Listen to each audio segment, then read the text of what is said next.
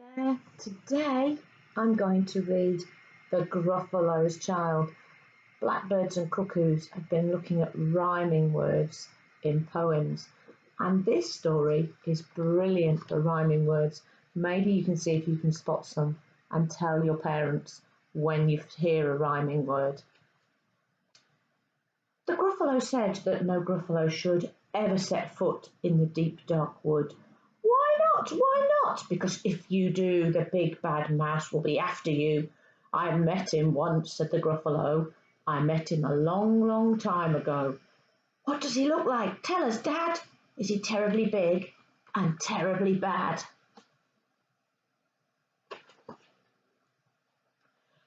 I can't quite remember, the Gruffalo said. Then he thought for a minute and scratched his head. The big bad mouse is terribly strong, and his scaly tail is terribly long. His eyes are like pools of terrible fire, and his terrible whiskers are tougher than wire. Baby Gruffalo looks very, very scared. And what's that he's holding there? He looks a little bit familiar. One snowy night, when the Gruffalo snored, the Gruffalo's child was feeling bored. The Gruffalo's child was feeling brave, so she tiptoed out of the Gruffalo cave. The snow fell fast and the wind blew wild. Into the wood went the Gruffalo's child. Aha! Oh-ho! A trail in the snow. Whose is this trail, and where does it go? A tail poked out of a log pile house. Could this be the tail of the big bad mouse?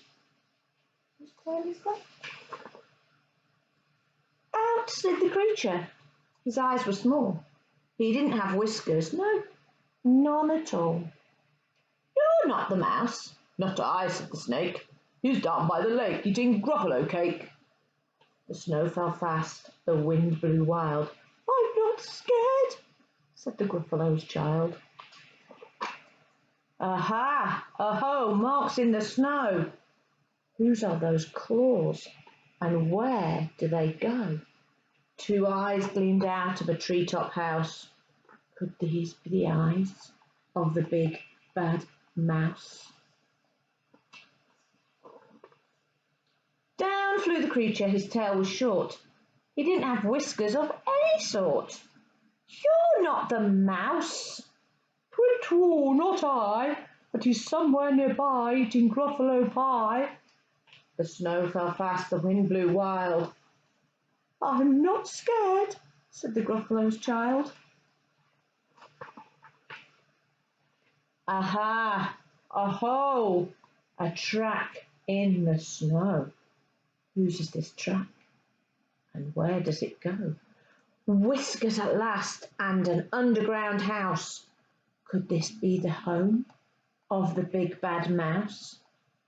Does that look like the mouse to you? Let's see. Out slunk the creature. His eyes weren't fiery. His tail wasn't scary. His whiskers weren't wiry. You're not the mouse. Oh no, not me. He's under a tree, drinking Gruffalo tea. It's all a trick, said the Gruffalo's child as she sat on a stump where the snow lay piled. I don't believe in the big bad mouse. But here comes a little one out of his house. Not big, not bad, but a mouse at last. At least, you'll taste good as a midnight feast. Nearly missed the rhyming word there. And look at that snowman. Or is it a snow Gruffalo?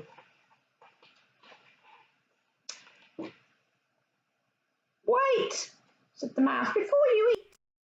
There's a friend of mine you ought to meet. If you let me hop onto the hazel twig, I'll beckon my friend so bad and big. The Gruffalo's child unclenched her fist. The big bad mouse, so he does exist.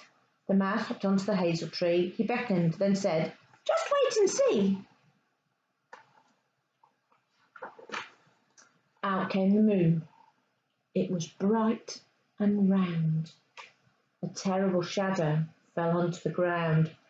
Who is this creature, so big, bad and strong? His tail and his whiskers are terribly long.